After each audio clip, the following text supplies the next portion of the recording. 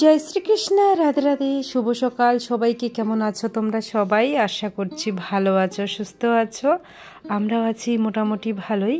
অনেক অনেক ভালোবাসা দিয়ে আরও একটা নতুন ভিডিও নিয়ে চলে আসলাম তোমাদের সামনে। শুরু থেকে শেষ পর্যন্ত সাথে থাকার অনুরোধ রইল। আশা করি ভিডিওটা খুবই ভালো লাগবে। তো সকাল সকাল তো অনেক কাজকর্ম হয়ে গেছে, বাসি কাজ। আর এখন কাপড় চোপড়গুলো কেচে নিচ্ছি, কারণ আমার দুই সোনাই না এখন ঘুমিয়ে রয়েছে, তাই এই সুযোগে কাপড় চোপড়গুলো কেচে নিচ্ছি। না হলে তো আবার সোনারা উঠলে ওদেরকে আবার সময় দিতে হবে। এই ভিডিওটা কবেকার জানো তো? ওই দিন ছিল ফেব্রুয়ারি মাসের 4 তারিখ। আর এই 4 তারিখ ছিল আমার প্রিয় মানুষটার স্পেশাল একটা দিন। তোমরা যদি ভিডিওটার সাথে থাকো অবশ্যই তোমাদের সাথে আমি শেয়ার করব। তো এই দিনটা কী ছিল? সারা বছর আর যাই করি না কেন, দন বলো ঝগড়া বলো, তবে এই দিনটাতে আমরা সবাই চাই প্রিয় মানুষগুলোর একটু ভালো রাখার, একটু ভালো মন্দ রান্না করার, একটু খেয়াল করার। তো আমিও চেষ্টা করছি আজকে একটুখানি সময় বের করে, সময় তো আমার নেই, তবুও দুই সোনাকে সামলিয়ে সব দিকে সামলিয়ে একটুখানি স্পেশাল করার। তো দুই সোনাকে তো খাওয়ানো দাওয়ানো সব কিছু করাতেই হবে। আর সকাল থেকে অনেক ব্যস্ত। আর আজকে ঠাকুরকেও তো দিতে হয়, প্রত্যেক দিন তো ঠাকুর পূজা দিই, তবে আজকে যেহেতু একটা স্পেশাল দিন, তো স্পেশাল দিনে আমার গোপোষণা রয়েছে, তার জন্য তো কিছু একটা স্পেশাল করতে হবে, তাই না? তো আমার নয়ন সোনা তো দুষ্টুমি করবেই। খাওয়া দাওয়া হয়ে গেছে, একটু দুষ্টুমি করছে, তোমাদের সাথে একটু শেয়ার করে দিচ্ছি। এবার তোমাদের সাথে বলেই ফেলি আজকের দিনটা কি। তো সেদিন ছিল 4 তারিখ ফেব্রুয়ারি মাসের। আর এই 4 তারিখেই সোনামার বাবুর ছিল জন্মদিন। তো তোমাদের সাথে ওই দিন তো আমি শেয়ার করতে পারিনি, আর ভিডিওটা দিতে দিতে অনেকটাই দেরি হয়ে গেছে। তো সেদিন আমি কি করেছিলাম, কিভাবে কি করেছিলাম সেটাই তোমাদের সাথে শেয়ার করব। তো রান্নাবাড়া তো তেমন কিছু শেয়ার করতে পারিনি, ওই যে রান্নাবাড়া অর্ধেক করে রেখে আবার দুই সোনাকে স্নান দান খাওয়ানো দাওয়ানো সব করাতে হয়েছে, তাই আর কি সব কিছু শেয়ার করতে পারিনি। তবে যেইটুকুই করেছি তোমাদেরকে শর্টকাট একটু দেখিয়ে দেব। আর আমার দুষ্টুটা তো জানোই কীরকম দুষ্টু করে, তো খুবই দুষ্টু করছিল, তাই তোমাদের সাথেও আবার একটু দেখিয়ে দিলাম। তো আজকে যেহেতু জন্মদিন নয়ন সোনার বাবুর, তো জন্মদিন মানে একটু পায়েস, একটু কেক, একটু ভালো মন্দ এসব তো করতেই হবে। তো সকাল সকাল গোপোষণার জন্য পায়েস বসিয়ে দিয়েছি, তার সাথে সাথে এই প্রসাদ তো আমরা সবাই পাবই। তো জন্মদিন মানে একটু পায়েস তো করতেই হয়, তাই আর কি ঠাকুরকেও দেওয়া হবে, আমার গোপোষণাকেও দেওয়া হবে, আর তার থেকে আমরা সবাইও পেতে পারবো প্রসাদ। তো যাই হোক, এদিকে কিন্তু পায়েস হয়ে গেছে, খেজুরের গুড় দিয়েছিলাম তো হালকা করে। এদিকে কিন্তু প্রসাদ দিয়ে দিয়েছি, গোপোষণাকে খেতে দিয়ে দিয়েছি, আর পুজো হয়ে গেছে আমার। তারপরে তো দুই সোনাকে আবার মানে সামলাতে হয়েছে, তারপর রান্নাবাড়াও করতে হয়েছে। রান্নাবাড়া তেমন কিছুই শেয়ার করতে পারিনি তোমাদের সাথে, কারণ এই যে তোমরা এখনই দেখতে পাবে। এদিকে আমি রান্না বসিয়েছি, মানে 3টা যেহেতু চুলো, মাঝখানে চুলোটা একটু ডিস্টার্ব হয়েছে, তবে 2 চুলোতে রান্না করছিলাম। আর এদিকে আমার নয়ন সোনাকে বসিয়ে রেখেছি বাইরে।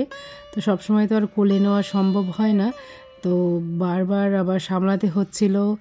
আর সম্পূর্ণ রান্না তো তোমাদের সাথে আমি আর শেয়ার করতে পারিনি।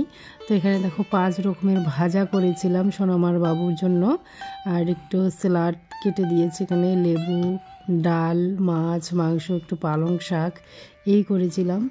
আর সন্ধ্যাবেলা কি করেছিলাম জানো তো? যেহেতু আমি কোনো বাইরের থেকে কেক আনিনি, তো আমার এবার ইচ্ছে ছিল যে আমি নিজে হাতে কেক বানাবো। এর আগেও অনেকবার বানিয়েছিলাম, তবে আজকের যে একটা আগ্রহ বলো, সেভাবে বানাইনি, অনেক দিন আগে বানিয়েছিলাম। তো এখানে কিন্তু সুজি, ময়দা, চিনি সব কিছু গুঁড়ো করে নিয়েছি, সুজি আর চিনি, সেটাই কিন্তু তোমাদেরকে দেখাচ্ছিলাম। আর এই যে এখানে এটা বানাচ্ছিলাম ফ্রুট কেক, মানে যে ড্রাই ফ্রুটস দিয়ে কেক বানাচ্ছিলাম। সম্পূর্ণ রেসিপি তোমাদের সাথে শেয়ার করিনি, অল্প অল্প করে শেয়ার করে দিচ্ছি আর কি। তো এই যে চুলোর মধ্যেই কিন্তু কড়াইতে করে লবণ দিয়েছি নিচে, আর তার উপরে এই যে ছোট একটা সসপ্যানের মধ্যে কেক বসিয়ে দিয়েছি। আর জানো তো কী হয়েছে, নয়নসোনার বাবুকে বলেছিলাম যে একটা আমাকে ইনো এনে দিবে, তো আর ও ভেবেছিল আমার গ্যাস হয়েছে, তো ইনো না এনে গ্যাসোফাস এনেছে। তো এই গ্যাসোফাস দিয়েই কিন্তু আমি কেকটা বানিয়েছি। তো ভাবলাম ইনো আর গ্যাসোফাস যদি একই জিনিস একই কাজ করে তাহলে দেখা যাক গ্যাসোফাস দিয়ে কেকটা হয় কি না। তবে কেকটা হয়েছিল, তবে গ্যাসোফাসের থেকে ইনোটা দিলে আরও ভালো হতো। তো ওখানে কিন্তু 30 মিনিট হওয়ার পর আমি ড্রাই ফ্রুটসগুলো উপরে দিয়ে দিলাম। প্রথমে দিয়ে দিলে একদম ভেতরে চলে যেত, তো অর্ধেকখানি হওয়ার পর তারপরে কিন্তু ড্রাই ফ্রুটসগুলো উপরে আবার দিয়ে দিলাম যাতে উপরে ভেসে থাকে। আর এই আমার কেকটা বানাতে কতক্ষণ সময় লেগেছিল জানো তো, মোবাইলে তো দেখেছিলাম যে 1 ঘন্টার মধ্যে হয়ে যায় চুলোর আজে, কিন্তু না, আমার এখানে পুরো 1.5 ঘন্টা লেগেছিল, মানে অল্প আজে। আজকে দুপুরে তো মাছ, মাংস, পালং শাক, ডালের বড়ি দিয়ে ডাল, অনেক কিছুই করা হয়েছে। তবে ইচ্ছে হয়েছিল যে একটুখানি পোলাও করার জন্য, তবে দিনের বেলা সময় পাইনি, আর দিনের বেলা এত কিছু করলে সোনামার বাবু খেতেও পারতো না। তো রাত্রে আমি কি করেছি, একটুখানি গোবিন্দভোগ চাল ওই যে ভিজিয়ে রেখে ভেজে তারপরে বাসন্তী পোলাও মতো করে বানিয়ে দিয়েছি।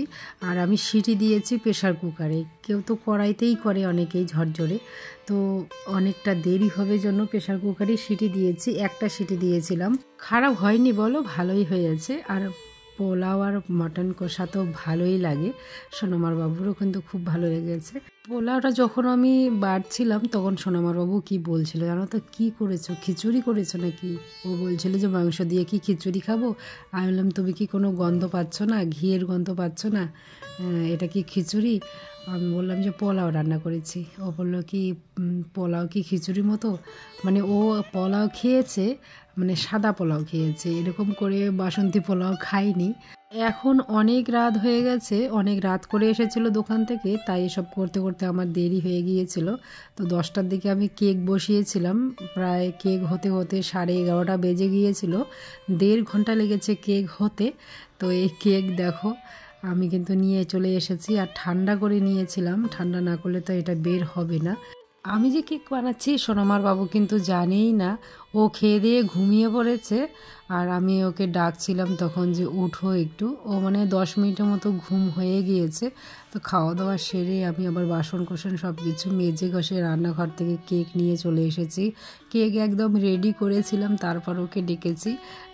তো আমার এখন যা পরিস্থিতি, আমি তো বাইরে কোথাও যেতে পারছি না বিশেষ কোনো দরকার ছাড়া, আর 2 সোনাকে রেখেই বা কোথায় যাব, আর নিয়েই বা কী করে যাব বলো। তাই আর কি কোথাও যেতে পারছি না, সোনামার বাবুর জন্য তেমন কিছু নিজে হাতে কিছু করতে পারছিলাম না। তো এই যে ঘরেই যা আছে সেটা দিয়েই কিন্তু এই যে কেক বানিয়ে নিয়েছি। যা যা ছিল সব কিছুই ঘরেই ছিল, শুধুমাত্র ওই ইনো আনতে বলেছিলাম সোনামার বাবুকে, তার বদলে ও গ্যাসোফাস এনে দিয়েছে। তো সে দিয়েই কিন্তু একটা ঘরোয়া কেক বানিয়ে নিয়েছি। এই রকম একটা কেক বানাতে গেলে মানে দোকান থেকে কিনতে গেলেই কিন্তু প্রায় 300-400 টাকা লাগতো। তো একদম 50 টাকার মধ্যে, ধরো 50 টাকাও হয়তো লাগেনি, ওই ধরো 50 টাকার মধ্যেই আমি এত সুন্দর একটা কেক বানিয়ে নিয়েছি সোনামার বাবুর জন্মদিন উপলক্ষে।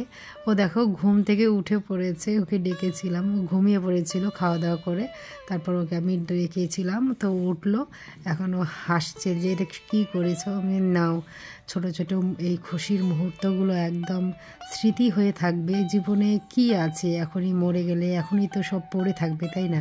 তো যে কয়দিন বেঁচে আছি একটু আনন্দ ফুর্তি করে, মানে ছোট ছোট খুশিগুলোকে একটু স্মৃতি করে রেখে একটু ভালো থাকার চেষ্টা করি না, তাতে কি আছে। একটু সুখে থাকতে গেলে কিন্তু বেশি কিছু লাগে না, শুধুমাত্র একটু ভালোবাসা, একটু যত্ন, একে অপরের প্রতি একটু সম্মান, এটুকু থাকলেই কিন্তু জীবনে অনেক হ্যাপি থাকা যায়। কিন্তু আমরা মানুষরা তো সেসব বুঝি না।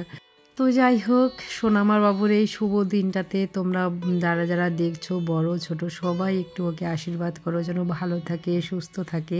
আর গ্যাসোফাস দিয়ে এই কেকটা বানিয়েছি, তোমাদের কীরকম লাগলো অবশ্যই একটা কমেন্ট করে জানিও। বেশি টাকা খরচা না করে বাড়িতেই যে এত সুন্দর ফ্রুট কেক বানানো যায়, তোমরাও ট্রাই করে দেখো, অবশ্যই ভালো লাগবে। সবাই ভালো থেকো, সুস্থ থেকো।